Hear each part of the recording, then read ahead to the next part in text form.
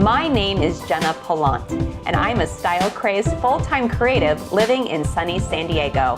In 2016, my husband and I purchased our forever home, and now, in between balancing my upholstery business, our 4 dogs, and just life in general, I'm going to renovate our home room by room, project by project myself, with some fun help from a few of my friends along the way.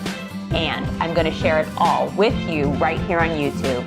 So, are you ready to see a room bloom? Now, I know there was some confusion last week as to why I didn't finish laying all the front fireplace tile. Here's the deal. Once I started laying the front tile, it dawned on me that I couldn't tile the beginnings and ends of each row if I wanted to execute my other design plan of floating shelves. Yep, that's right. From the moment we moved into this house, I knew I wanted a number of floating shelves on each side of the fireplace. And thankfully, I caught myself before I put the cart in front of the horse. For years, I have pinned multiple floating shelf ideas on my shoulda put a shelf on it board on Pinterest, fantasizing how one day I might have some floating shelves of my very own. And our family room just presented the perfect opportunity. The only snag, however, is I haven't done any woodworking in years. I also really didn't have a plan in place as where to start either. So I did 2 things. I hit up the internet for a plan of execution and started asking around our neighborhood to see if there were any good woodworkers I could hit up for some advice. I mean, as an upholsterer, I of course have a go-to woodworker for furniture repairs, but I wanted to build these babies myself. While on the internet, I found multiple how-tos and DIYs for floating shelves, each seeming more complicated than they really needed to be. It wasn't until I discovered a company called Shelfology that I felt comfortable with the task at hand. They construct these awesome, heavy-duty steel floating shelf brackets that can be easily recessed into the drywall and can support distributed weights of 90 to 225 pounds. I was sold. This way, I didn't have to build the brackets, like the other instructions were suggesting. I also found out that Palma Valley Country Club has a whole group of woodworkers, and as luck would have it, they actually had an open workbench in their shop. So I joined. The only female in the group, sure, but I wasn't worried. I was raised around farmers, so I know better than most how to hang with the boys. One of the woodworkers in the group, a retired pilot by the name of Don Brown, was kind enough to offer his assistance with my floating shelf project.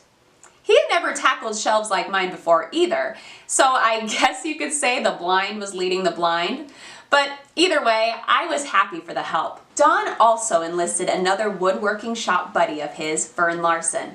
More the merrier in my book. I wanted a total of 6 floating shelves in our family room, 4 on the left side of the fireplace and 2 on the right. I also knew I wanted the shelves to be around 13 inches deep to match the overall depth of the built-in cabinets below, which also meant that I was already making things more difficult, because 13 inches is not a common depth when it comes to lumber.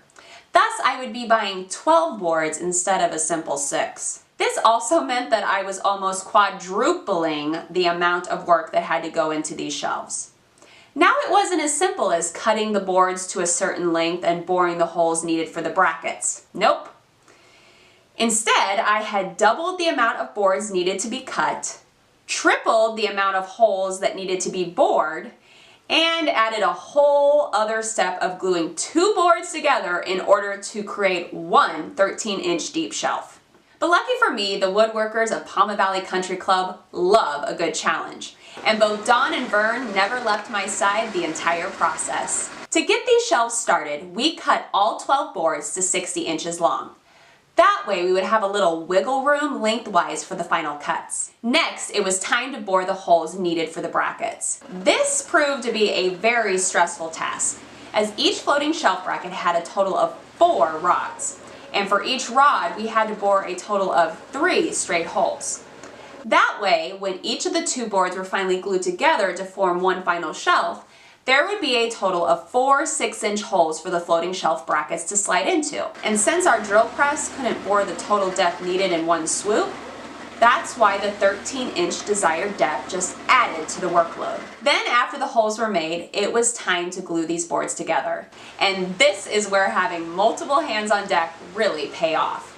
We all had concerns. Could we clamp the boards tight enough together for a seamless finish? Would the multiple sets of board holes actually line up? Should we be concerned about the location of the glue seam in relation to the position of the bracket holes? So many things to worry about! Most of our concerns, however, ended up being useless worries.